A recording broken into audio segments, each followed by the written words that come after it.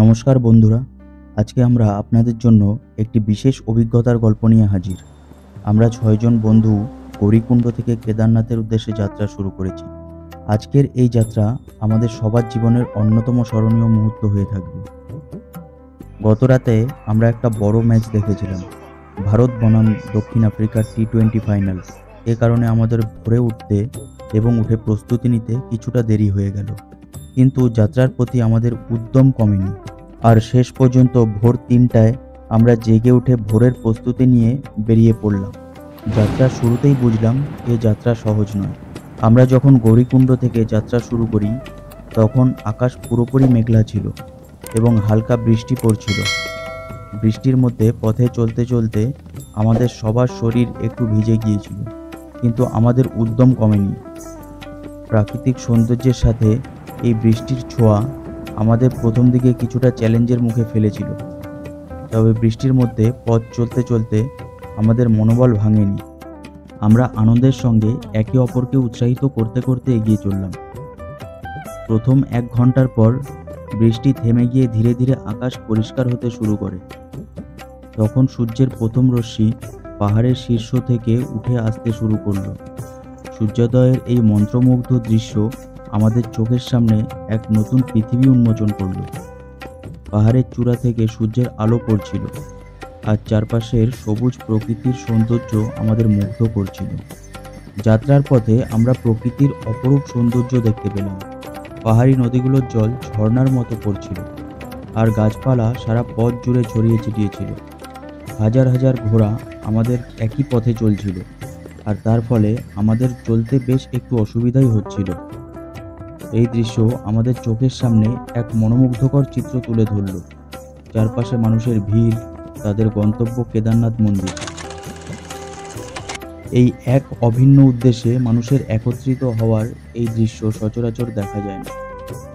যাত্রার মাঝে বিভিন্ন রাজ্য ও জাতির মানুষের সাথে দেখা হলো। তারা সবাই একসাথে এক অভিন্ন উদ্দেশ্যে কেদারনাথের দিকে এগিয়ে চলেছে। এটা দেখতে খুবই সুন্দর লাগছিল যে বিভিন্ন ধর্ম, বর্ণ, জাতির মানুষ একত্রিত হয়ে একই উদ্দেশ্যে হেঁটে চলেছেন।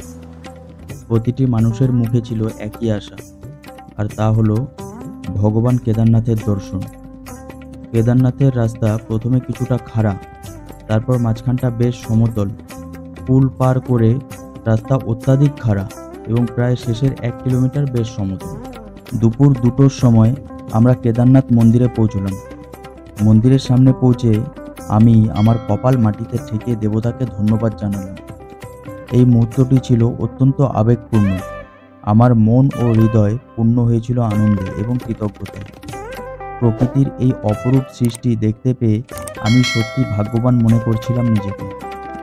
কেদারনাথ মন্দির দর্শনের পর আমরা মন্দির চত্বরে একটি হোটেল ভাড়া নিলাম, যার ভাড়া ছিল ৯,০০০ টাকা। হোটেলটি আমাদের পছন্দ হলো, কারণ এখানকার পরিষেবা ও সুবিধা আমাদের প্রয়োজনের সাথে মিলে যাচ্ছিল, এবং হোটেলটি মন্দিরের চাতাল চত্বরে অবস্থিত। আমরা একটু বিশ্রাম নিলাম হোটেলের কামরাতে এবং তারপর সন্ধ্যার কার্যক্রমের জন্য প্রস্তুতি নিলাম।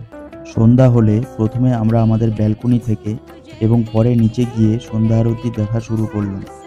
আরতির সময় পুরো মন্দির এলাকা একেবারে স্বর্গের রূপ ধারণ করেছিল। আলোর রোশনাই, ধূপের ধোঁয়া এবং ভক্তদের প্রার্থনার সুর, সব মিলিয়ে মন্দিরের পরিবেশ ছিল এক অনন্য অভিজ্ঞতা। এই দৃশ্য দেখে আমাদের মনে হচ্ছিল যেন আমরা পৃথিবীর নয়, বরং স্বর্গের মধ্যে রয়েছি। আরতির সময় মন্দিরের প্রতিটি কোণা আলোতে মোড়ানো ছিল। ভক্তদের গাইতে থাকা প্রার্থনা ও ধ্যানমগ্ন হওয়ার দৃশ্য আমাদের হৃদয়কে গভীরভাবে স্পর্শ করেছিল। এই অভিজ্ঞতা সত্যিই অমূল্য এবং আমাদের জীবনের অন্যতম স্মরণীয় মুহূর্ত হয়ে থাকে। আজকের এই যাত্রা আমাদের সবার জীবনে একটি বিশেষ অধ্যায় হয়ে থাকবে। কেদারনাথের এই অভিজ্ঞতা আমাদের বন্ধুত্বের বন্ধনকে আরও দৃঢ় করেছে। কেদারনাথের এই যাত্রা আমাদেরকে শিখিয়েছে যে একত্রিত হয়ে কোনো লক্ষ্য অর্জন করা কতটা আনন্দদায়ক হতে পারে। প্রকৃতির সৌন্দর্য, দেবতার সম্মান আর মানুষের ঐক্য সব মিলিয়ে এই যাত্রার অভিজ্ঞতা আমাদের মনে চিরকাল থেকে যাবে।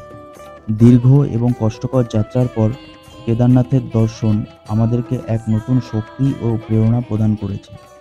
এই অভিজ্ঞতা আমাদের ধর্মীয় অনুভূতি ও প্রকৃতির প্রতি গভীর শ্রদ্ধা প্রদান করেছে। এছাড়া বিভিন্ন জাতি ও সম্প্রদায়ের মানুষের একত্রিত হয়ে একটি অভিন্ন উদ্দেশ্যে যাত্রা করা, এটি আমাদের জীবনে এক শিক্ষা। সন্ধ্যায় সন্ধ্যা আরতি দেখার পর রাতে আমাদের আর কারো খিদে পেল না। অগত্যা আমরা আমাদের হোটেলে ঢুকে শুয়ে ঘুমিয়ে পড়লাম। ভোর রাতে ঘুম ভাঙল ভক্তদের কোলাহলে। প্রত্যেকে লাইনে দাঁড়িয়েছেন বাবা কেদারনাথকে দর্শন এবং পুজো দেওয়ার জন্য। আমরাও গিয়ে লাইনে দাঁড়িয়ে পড়লাম এবং সকাল সকাল পুজো দিয়ে বেরিয়ে কেদারনাথ মন্দিরের চারপাশ, ভীমশিলা এবং শঙ্করাচার্যের মূর্তি দর্শন করে হোটেলে ফিরে তুঙ্গনাথ যাওয়ার প্রস্তুতি শুরু করলাম। আমরা সকাল 9টায় কেদারনাথ থেকে যাত্রা শুরু করি।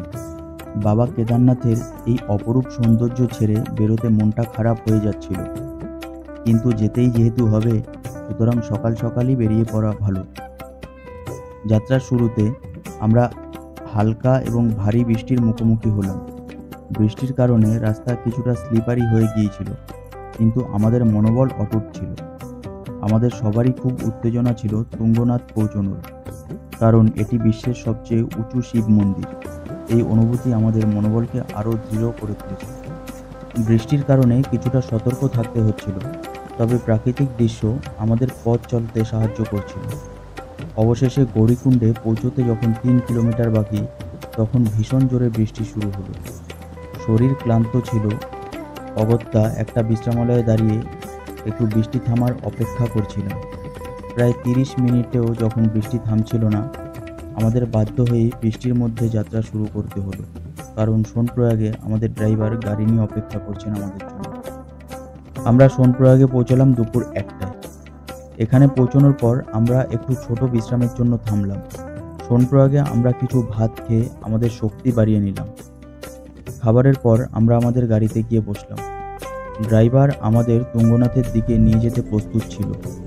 আমাদের মনোবল উচ্চ ছিল, কারণ আমরা জানতাম আমাদের যাত্রার গন্তব্য তুঙ্গনাথ, বিশ্বের সবচেয়ে উঁচু শিব মন্দির।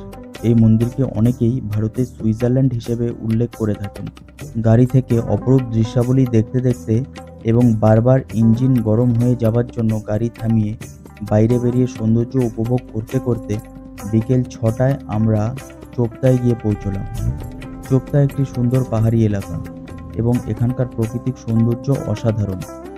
আমরা একটা ঝুলন্ত হোটেল ভাড়া করলাম, যেখান থেকে প্রকৃতির অসাধারণ দৃশ্য দেখা যাচ্ছিল। এই হোটেলে আমরা বসে প্রকৃতির সৌন্দর্য উপভোগ করতে লাগলাম। রাত 8টা বাজে, কিন্তু চারপাশ তখনও বেশ দৃশ্যমান। রাত 9টায় আমরা আমাদের রাতের খাবার খেয়ে বিশ্রাম নেওয়ার জন্য প্রস্তুতি নিলাম। হোটেলের খাবার ছিল চমৎকার এবং প্রকৃতির সাথে মিলিয়ে আমাদের রাতের খাবার আরও উপভোগ্য হয়ে উঠেছিল। খাবারের পর আমরা শুয়ে ঘুমিয়ে পড়লাম। রাত জুড়ে চলল প্রবল বৃষ্টি। হোটেলের জানলা দিয়ে বৃষ্টির ধারার শব্দ শোনা যাচ্ছিল। প্রকৃতির এই দৃশ্য আমাদের মনে এক বিশেষ প্রশান্তি এনে দিয়েছিল। আমরা গভীর ঘুমে চলে গিয়েছিলাম এবং ঘুমের মধ্যে বৃষ্টির আওয়াজ আমাদের মন জুড়িয়ে দিচ্ছিল। ভোর 5টায় আমরা উঠলাম এবং তুঙ্গনাথের উদ্দেশ্যে ট্রেকিং শুরু করার প্রস্তুতি নিলাম। যদিও বৃষ্টি এখনও হয়ে চলেছিল, আমরা 7-5 না ভেবে বাবার নাম করে বেরিয়ে পড়লাম। বৃষ্টির মধ্যে চলতে চলতে আমাদের ট্রেকিং আরও চ্যালেঞ্জিং হয়ে উঠেছিল, কিন্তু আমাদের মনোবল দৃঢ় ছিল। পথের দুপাশে প্রাকৃতিক দৃশ্য ছিল অত্যন্ত সুন্দর। পাহাড়ি গাছপালা, ছোট ছোট জলপ্রপাত, সব কিছুই আমাদের যাত্রাকে আরও রোমাঞ্চকর করে তুলেছিল।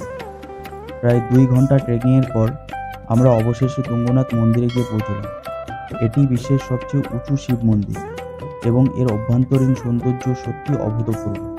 মন্দিরের দ্বারে গিয়ে আমরা আমাদের কপাল ঠেকালাম মন্দিরে। এই মুহূর্তটি আমাদের জন্য অত্যন্ত আবেগপূর্ণ ছিল। প্রকৃতির এই অপূর্ব সৃষ্টি দেখতে পেয়ে আমরা সত্যি কৃতজ্ঞ বোধ করছিলাম। এরপর আমরা প্রায় 1 ঘন্টার চেষ্টায় তুঙ্গনাথ থেকে চোপতাতে নেমে এলাম। এই দিনের যাত্রার অভিজ্ঞতা আমাদের জীবনের অন্যতম স্মরণীয় মুহূর্ত হয়ে থাকবে। প্রাকৃতিক সৌন্দর্য, দেবতার দর্শন এবং ট্রেকিংয়ের চ্যালেঞ্জ, সব কিছু মিলিয়ে আমাদের জীবনের একটি বিশেষ অধ্যায় এটি। আমাদের কেদারনাথ এবং তুঙ্গনাথ যাত্রার অভিজ্ঞতা শোনার জন্য আপনাকে অসংখ্য ধন্যবাদ। আশা করি এই ভিডিওটি আপনাদের নতুন অভিজ্ঞতার প্রতি আগ্রহী করে তুলবে, আপনাদেরকে অনুপ্রাণিত করবে। যদি আপনি আরও এই ধরনের ভিডিও দেখতে চান এবং নতুন অভিজ্ঞতার সাথে পরিচিত হতে চান, তাহলে আমাদের চ্যানেলটিকে সাবস্ক্রাইব করে অবশ্যই বেল আইকন